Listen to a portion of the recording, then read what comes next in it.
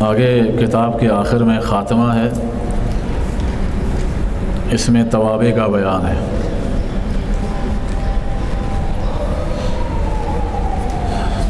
تابع یا تابع کی جمع توابع ہے۔ تابع اس اسم کو کہتے ہیں جس سے پہلے بھی کوئی اسم ہو، جو اعراب پہلے والے اسم پر ہو اسی کی وجہ سے دوسرے اسم پر بھی وہی اعراب ہو۔ تو تابع کا معنی یہ ہوا کہ جو کسی اسم کے بعد واقع ہو، جو کسی اسم کے بعد واقع ہو، جو اعراب پہلے والے پر ہے وہی اعراب دوسرے والے پر ہو۔ میں بولتا ہوں آپ سے جاءنی زید قائم، جاءنی رجل عالم، میرے پاس ایسا آدمی آیا جو عالم ہے، میرے پاس ایسا آدمی آیا جو عالم ہے۔ اب ایسا، ایسے، ایسی، ایسا، ایسے، ایسی، عربی میں جب بھی اس کا معنی کریں گے تو یہ موصوف صفت کا معنی ہوگا، یہ موصوف صفت کا معنی ہوگا۔ سمجھ لینا کہ وہ جو ہے موصوف صفت بن رہے ہیں کلام کے اندر۔ لہذا دیکھیں رجلن پر بھی رفع ہے اور عالمن پر بھی کیا ہے؟ رفع ہے۔ تو جو اعراب عالمن پر ہے یہ تابع ہے۔ یہ کس کا تابع ہے؟ رجلن کا تابع ہے۔ تو پہلا والا موصوف اور دوسرا والا صفت۔ تو صفت کو تابع کہتے ہیں، ہاں صفت کو کیا بولتے ہیں؟ تابع بھی کہتے ہیں۔ اور موصوف کو کیا بولیں گے؟ متبوع۔ موصوف کو کیا بولیں گے؟ متبوع۔ تو متبوع کا معنی کیا ہوتا ہے؟ لفظی معنی جس کی تابعداری کی جائے، اور تابع وہ ہے جو اس کی تابعداری کرنے والا ہے۔ دیکھیں امام صاحب آگے ہوتے ہیں، ہے نا، مصلی پہ کھڑے ہوتے ہیں۔ اب جیسے وہ نماز پڑھاتے وقت جب رکوع میں جاتے ہیں تو پیچھے والے بھی رکوع میں جاتے ہیں، رکوع سے اٹھتے ہیں پھر پیچھے والے بھی رکوع سے اٹھتے ہیں، پھر نیچے جاتے ہیں سجدے میں جاتے ہیں، پہلے امام صاحب جاتے ہیں اس کے بعد پیچھے مقتدی جاتے ہیں۔ کیوں؟ امام متبوع ہے اور پیچھے والے تابع ہے۔ امام کیا کہلائے گا؟ وہ متبوع، اور جو پیچھے والے ہیں وہ کیا ہیں؟ وہ اس کے تابع ہیں۔ امام جیسا کرے گا وہ اس طرح کرے گا۔ اگر کوئی امام کی خلاف ورزی کرے گا ہاں تو کیا ہوگا؟ وہ گنہگار ہوگا، اس کی نماز نہیں ہوگی۔ بلکہ حدیث میں تو یہ آتا ہے ہاں کہ سجدے میں کوئی امام سے پہلے چلا گیا، رکوع میں امام سے پہلے چلا گیا، ہو سکتا ہے کہ اللہ تعالیٰ اس کے سر کو گدھے کا بنا دے، ہو سکتا ہے کہ اللہ اس کے سر کو، اور یہ صرف ایسا نہیں ہے، حدیث میں جو آیا ہے اس پہ ہوا بھی ایسا۔ ایک محدث تھے، انہوں نے کہا چلو آج دیکھتا ہوں، آزماتا ہوں۔ حدیث جو ہے آزمانے کی چیز نہیں ہوتی، حدیث عمل کرنے کی چیز ہوتی ہے، اس کو آزمانا نہیں چاہیے۔ حدیث میں کوئی عمل آ گیا، کوئی کسی عمل کی فضیلت آ گئی، اگر سورہ یاسین پڑھو گے تو برکت آئے گی، ہاں فلاں دعا پڑھو گے صبح سے لے کر شام تک اللہ تمہیں حفاظت میں رکھے گا، بسم اللہ الذی لا یضر مع اسمہ شیء فی الارض ولا فی السماء وهو السمیع العلیم۔ صبح پڑھے گا شام تک اس کی حفاظت، شام پڑھے گا صبح تک اس کی، حدیث میں آتا ہے نا، فضائل ہیں دعاؤں کے۔ اس طرح صورتوں کے بھی کیا ہیں؟ اپنے فضائل ہیں۔ تو یہ کیا ہے؟ مختلف فضائل ہوتے ہیں، صورتوں کے فضائل ہیں، دعاؤں کے فضائل ہیں، اس پہ یقین ہوتا ہے، ہاں یقین ہونا چاہیے۔ جب یقین ہوگا تو پھر کیا ہوگا؟ وہ کارگر بھی ثابت ہوتی ہے۔ تو ایک محدث سے انہوں نے کہا چلو میں ایسا کر لیتا ہوں، تو میں نے پہلے کہا حدیثوں کو آزمانا نہیں چاہیے، حدیثیں عمل کرنے کے لیے ہوتے ہیں۔ انہوں نے کہا آج میں ایسا کر کے دیکھ لیتا ہوں کہ وہ واقعی ایسا ہوتا ہے یا نہیں۔ تو قدرت خدا کی کہتے ہیں جب وہ سجدے میں گئے، امام سے پہلے گئے، جب پہلے گئے ابھی جو ہی اٹھے ان کا سر جو تھا وہ گدھے کے سر میں بدل چکا تھا، اٹھتے ہی سر جو تھا ان کے گدھے کے سر میں بدل چکا تھا، ان کو محسوس ہو گیا۔ اس نے فوراً اپنے اوپر رومال ڈال دیا سر کے اوپر۔ آئندہ وہ جب کلاس میں آتے رومال ڈال کے آتے، طلباء حیران ہو جاتے۔ ہزاروں، سینکڑوں، ہزاروں کی تعداد میں ان کے شاگرد تھے سامنے، حدیث پڑھاتے تھے۔ آواز میں کوئی تبدیلی نہیں آئی، بولنے میں کوئی تبدیلی نہیں آئی، لیکن شکل کیا ہو چکی تھی؟ گدھے کی بن گئی تھی، آواز وہی انسانوں والی۔ شاگرد حیران ہیں، یہ 3-4 دن سے استاد جی کیا کر رہے ہیں، یہ رومال ڈال کے آ رہے ہیں، پتہ نہیں کیوں کر رہے ہیں ایسا۔ تو شاید تیسرے چوتھے دن کسی طالب علم نے ہمت کر کے پوچھ لیا تو پھر بتا دیا، بتانا نہیں چاہتے تھے، بتا دیا کہ میرے ساتھ یہ واقعہ ہوا ہے۔ بہرحال پھر تو طلباء نے بھی دعائیں کی، خود بھی توبہ کی، بار بار روتے رہے، گڑگڑاتے رہے، اللہ تعالیٰ نے توبہ قبول فرمائی اور بالآخر ان کا سر دوبارہ اصلی شکل میں بن گیا۔ تو ایسا ہوتا بھی ہے۔ بہرحال امام کیا ہے، متبوع، اور پیچھے والے کیا ہے، تابع۔ تو موصوف متبوع بنتا ہے اور آگے صفت کیا ہوتی ہے اس کے، تابع ہوتی ہے۔ جو اعراب موصوف کا ہے وہی اعراب صفت کا بھی ہوتا ہے۔ پہلے اسم کو متبوع، بعد والے کو تابع کہتے ہیں۔ تابع کا حکم یہ ہے کہ ہمیشہ اعراب میں متبوع کے موافق ہوگا۔ پھر تابع کی 5 قسمیں ہیں، صفت، تاکید، بدل، عطف بحرف، عطف بیان، یہ 5 ہیں۔ تابع کتنے ہوتے ہیں کل؟ صفت، تاکید، بدل، عطف بحرف، عطف بیان۔ صفت کسے کہتے ہیں؟ صفت ایسے تابع کو کہتے ہیں جو اسے معنی پر دلالت کرے جو متبوع کے اندر پایا جائے۔ صفت ایسے تابع کو کہتے ہیں جو اس معنی پر دلالت کرے جو متبوع کی ذات میں پایا جائے۔ دیکھو میں نے کہا تھا نا، ابھی مثال دی، رجل عالم، تو عالم ہونا کس میں پایا گیا؟ اس آدمی کی ذات میں پایا گیا نا۔ اگر ایک آدمی میں عالم ہونے کی صفت نہیں ہے تو کیا اس کو عالم کہیں گے آپ؟ نہیں کہیں گے نا۔ اس کا معنی کیا ہے کہ موصوف میں جب تک وہ صفت نہیں ہوگی اس وقت تک آپ اس کے ساتھ وہ صفت نہیں لگا سکتے۔ ایک آدمی کاتب نہیں ہے، لکھنے کا ڈھنگ نہیں آتا، اور آپ اس کو کہیں جانی رجل کاتب، آپ اس کو کاتب نہیں کہہ سکتے۔ کاتب آپ کس کو کہیں گے؟ اس کو کہیں گے جس کو کتابت آتی ہو، جو کتابت کر سکتا ہو۔ تو آپ یوں کہہ سکتے ہیں کہ رانی رجل کاتب، میرے پاس ایسا آدمی آیا جو کاتب تھا، لکھنے والا تھا، لکھنے کا فن جانتا تھا۔ تو جو تابع اس اسم کو، ایسے اسم کو کہتے ہیں جس میں کیا ہو، جس میں وہ معنی پایا جائے متبوع کی ذات میں پایا جاتا ہے، جو متبوع کی ذات میں۔ ایسے معنی بتا کر جو متبوع کے اندر پایا جاتا ہے، یا ایسے معنی بتا کر جو متبوع کے متعلق کے اندر پایا جائے۔ متبوع میں تو نہ پایا جائے لیکن اس کے متعلق میں پایا جائے۔ تو پہلے کو صفت بحال موصوف کہتے ہیں جب خود اس کی ذات میں پایا جائے، اور دوسرے کو صفت بحال متعلق موصوف کہتے ہیں۔ آگے مثال سے اس کی وضاحت ہو رہی ہے۔ صفت بحال موصوف کی مثال جاء رجل عالم، یہ بحال موصوف کا معنی کہ موصوف کی حالت بتائی جا رہی ہے۔ آدمی نے کہا کہ آیا ایسا آدمی جو عالم ہے، تو اس عالم نے اس آدمی کی حالت بتائی کہ وہ اس آدمی کی کیفیت کیسی ہے کہ وہ عالم آدمی ہے، جاہل آدمی نہیں ہے۔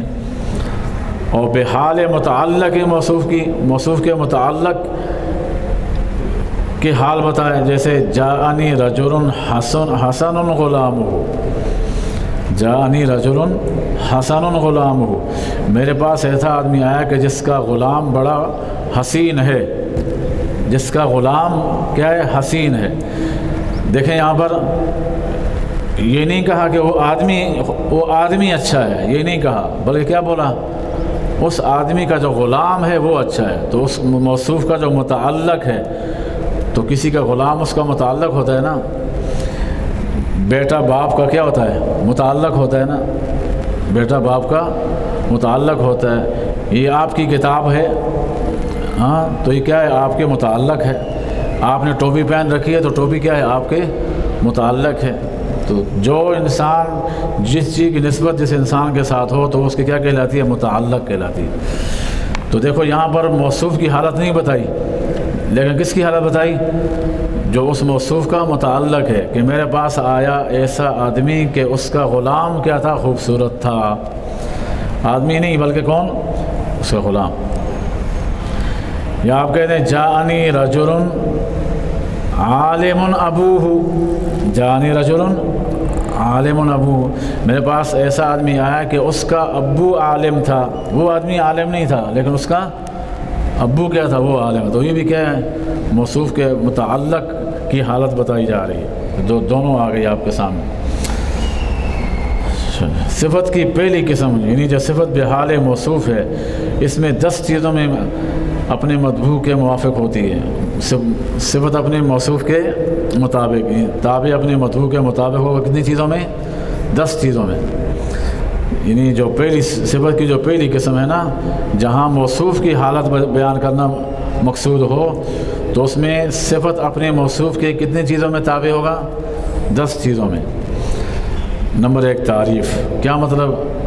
کہ اگر موصوف معرفہ ہے تو صفت بھی معرفہ ہو۔ تنکیر، موصوف نکرہ ہے تو صفت بھی نکرہ ہو۔ تذکیر، موصوف مذکر ہے تو صفت بھی کیا ہو؟ مذکر ہو۔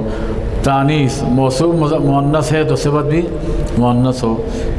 افراد، موصوف واحد ہو، اکیلا ہو تو صفت بھی کیا ہوگی؟ اکیلا، ایک فرد۔ ہاں۔ نمبر 6 تثنیہ، موصوف اگر تثنیہ ہو تو صفت بھی کیا ہوگی؟ تثنیہ ہوگی۔ جمع، موصوف جمع ہو تو صفت بھی کیا ہوگی؟ جمع۔ رفع، موصوف مرفوع ہے تو صفت بھی مرفوع ہے۔ موصوف منصوب ہے تو صفت بھی منصوب ہے۔ موصوف مجرور ہے تو صفت بھی مجرور ہے۔ یہ تو 10 چیزوں میں موافقت تو ہوگی، لیکن ایک وقت میں کتنی چیزیں پائی جائیں گی؟ ایک وقت میں 5 چیزوں کا پایا جانا ضروری ہے ایک وقت میں۔ آگے اس کی وضاحت کر دیں گے۔ ان میں سے 4 چیزیں ایک وقت میں پائی جائیں۔ اچھا 4 چیزیں ایک وقت میں کتنی چیزیں؟ کم از کم 4 چیزوں کا ہونا ضروری ہے۔ وہ کیا کیا؟ تعریف و تنکیر میں ایک ہوں، ایک معرفہ دوسرا بھی معرفہ، ایک نکرہ دوسرا بھی نکرہ۔ اور تذکیر و تانیث میں ایک ہوں، ایک مذکر دوسرا بھی مذکر، ایک مؤنث دوسرا بھی مؤنث۔ افراد و تثنیہ میں اور جمع میں ہو، پہلا مذکر پہلا مفرد دوسرا بھی مفرد، پہلا کا جمع دوسرا بھی جمع۔ اور ان میں سے دونوں میں ایک پائی جائے گی۔ ہاں، کیونکہ 3 ہے نا، تو تینوں میں سے بیک وقت کیا ہوگا؟ ایک پائی جائے گی۔ یا دونوں مفرد ہوں گے، یا دونوں تثنیہ ہوں گے، یا دونوں جمع ہوں گے۔ اور آگے ایک رفع نصب جر میں ایک، رفع نصب جر میں سے بھی ایک، یا دونوں مرفوع ہوں، یا دونوں منصوب ہوں، یا دونوں مجرور ہوں۔ ابھی جو اوپر آپ نے مثالیں پڑھی دونوں مرفوع ہیں نا، جاء رجل عالم۔ اور اگر دونوں منصوب ہوں اس کی مثال رأیت زیدًا قارئًا، قارئًا، رأیت زیدًا، میں نے دیکھا ایسے زید کو جو کہ قاری تھا، یعنی قرآن پڑھ رہا تھا۔ تو دیکھو یہ کیا ہے؟ دونوں پر ایک جیسا ہے، منصوب ہونے میں کیا دونوں برابر ہیں۔ عندی رجل عالم، یہ اب سب کی مثالیں دے رہے ہیں۔ رجل عالم میں دونوں مذکر بھی ہیں، دونوں مفرد بھی ہیں، ہے نا؟ دونوں مذکر بھی ہیں، دونوں مفرد بھی ہیں، اور کیا چیز ہے؟ اور دونوں نکرہ بھی ہیں۔ دونوں کیا ہیں؟ کیونکہ رجل بھی متعین نہیں، عالم بھی متعین نہیں ہے، تو اس کو کیا جب متعین نہ ہو تو کیا ہوگا؟ وہ نکرہ بولیں گے۔ ہاں، تو دونوں متعین نہیں ہیں، یعنی نکرہ ہیں، تو نکرہ بھی ہیں دونوں۔ دوسری شرط پائی جا رہی ہے کہ مذکر بھی ہیں دونوں۔ تیسری شرط پائی جا رہی ہے کہ دونوں مفرد ہیں، اور چوتھی چیز بھی پائی جا رہی ہے کہ دونوں پر رفع ہے، دونوں پر رفع ہے۔ آ گئی سمجھ؟ تو دیکھو مثال ایک ہے اور چیزوں 4 شرطیں اس میں پائی جا رہی ہیں۔ اور رجلان عالمان، یہ دونوں نکرہ ہیں، دونوں مذکر ہیں، دونوں تثنیہ ہیں، اور دونوں حالت رفع میں، کیونکہ تثنیہ کی حالت رفع الف اور نون کے ساتھ آپ نے پڑھی تھی پیچھے۔ رجال عالمون، یہاں بھی وہی بات ہے، دونوں نکرہ ہیں، دونوں مذکر ہیں، اور دونوں جمع ہیں، اور دونوں پہ اعراب بھی ایک جیسا ہے۔ رجال بھی مرفوع ہے اور عالمون بھی حالت رفع میں ہے، عالمون حالت رفع میں۔ اسی طرح آگے امرأۃ عالمۃ، یہ دونوں مؤنث ہیں، مفرد ہیں اور نکرہ ہیں، اور آخری صورت پائی جا رہی ہے کہ رفع بھی ہے سب پر۔ صفت کی دوسری قسم جو صفت بحال متعلق موصوف ہے، 5 چیزوں میں مطبوع کے موافق ہوتی ہے۔ کتنی چیزوں میں؟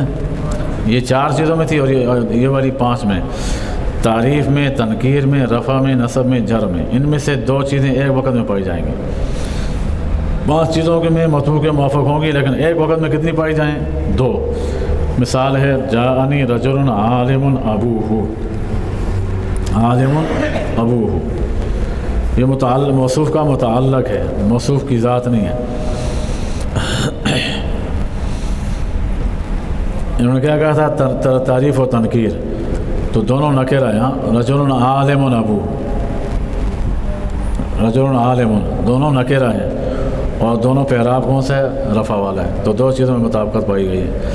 اور جب موصوف نکرہ ہو تو پورا جملہ خبریہ بھی صفت بن سکتا ہے۔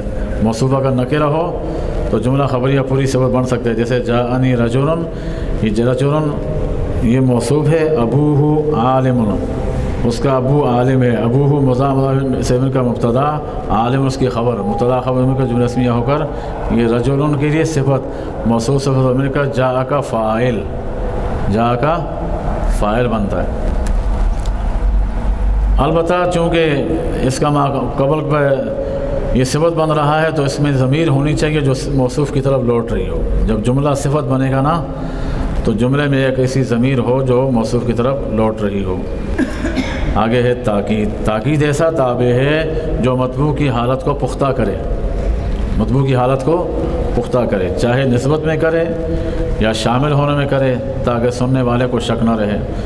نسبت کی مثال جاءنی زید نفسہ، زید کی ذات آئی میرے پاس، اور شمول کی مثال جاءنی القوم کلہم، خود اس کی ذات مراد ہے، اور شمول کی آئی قوم ساری کی ساری، کوئی ان میں سے باقی نہیں بچا، رہ نہیں گیا، ساری کی ساری۔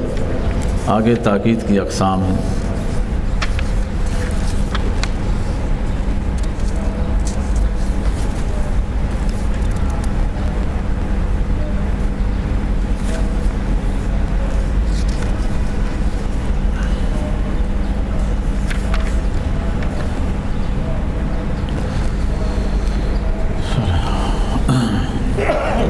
الحمدللہ والصلاة والسلام علی سیدنا محمد اللہم صلی علی سیدنا محمد وبارک وسلم وصلی علیہ ربنا اغفر لنا ذنوبنا وکفر عنا سیئاتنا وتوفنا مع الابرار یا عزیز یا غفار یا رب العالمین اللہم انکا عفو کریم تحب العفو فاعف عنا کریم اللہم لک الحمد کما ينبغی لجلال وجهک عظیم سلطانک صلی اللہ علی النبی اصحاب اجمعین برحمتک یا رب۔